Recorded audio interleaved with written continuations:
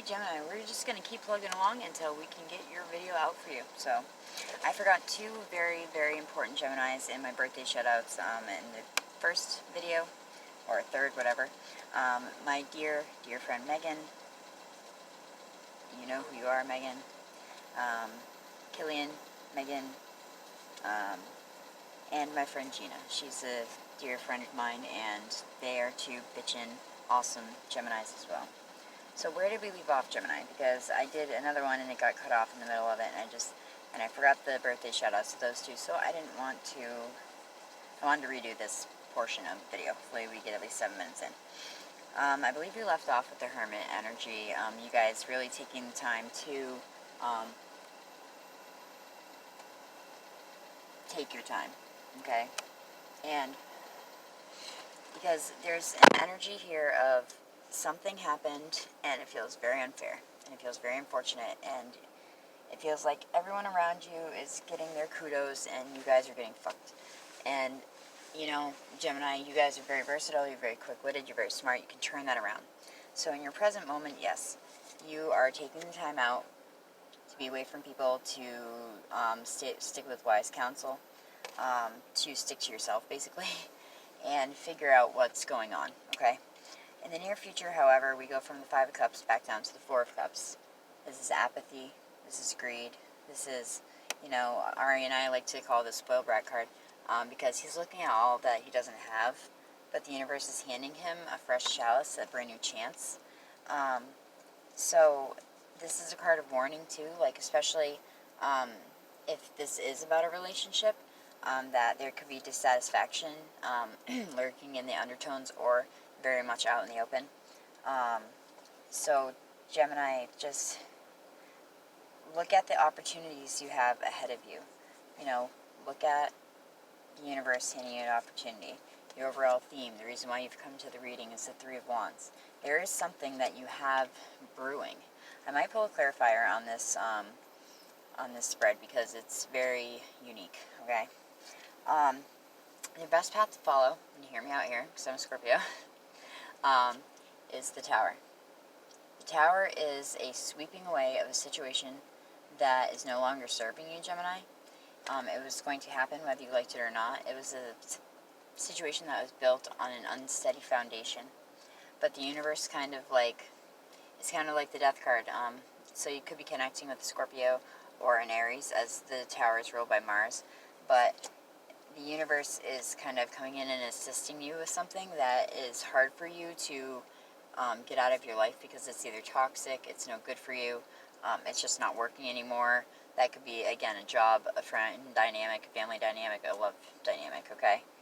And I feel this extra sense of, like, irritation because in your external environment is the Victory card. This is public recognition for a job well done. This is feelings being declared and well received by the person they were declared to. So I feel like you guys are looking around, you're like, Tom, Dick, and Harry are all doing great in their fucking jobs. Everybody's all happy and in love and shit. It's my fucking season. When's it my turn? When is it my turn? Okay, Gemini? But take a little bit of this external environment energy and tap into it for yourself, because you do have things on the horizon. They just may be taking a little bit slower than you normally like. You know, you guys are very persistent, okay? And you're very clever. So take this time in solitude where you are presently and use it to your advantage. Hopes and fears, this one's a little bit of a doozy, is the 10 of Swords, okay? Pretty much, you know, pretty much validating the Tower, okay? The 10 of Swords is a very swift ending.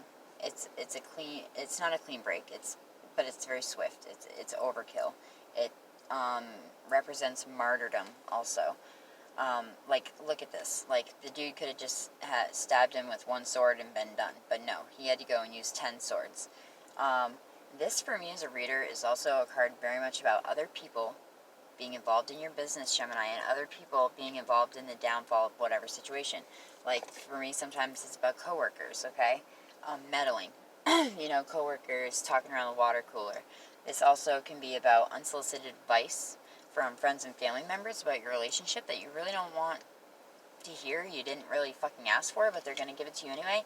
And it put stress on the situation. It built the situation up to be like way more stressful than it had to be. And something had to come to an end. This is also someone playing the victim. This is someone, you know, trying to extract, you know, sympathy.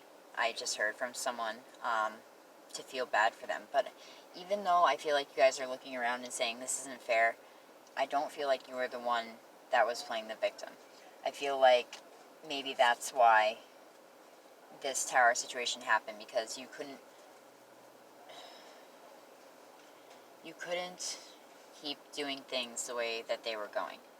This also could be a very quick, swift ending, also to the way that you view your own life, the way that you view yourself, the way that you practice self-love and self-nurturing, Gemini.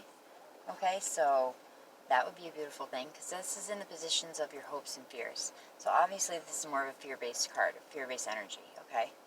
But in your general outcome, wah, wah, wah, wah, is your major arcana card, the Lovers.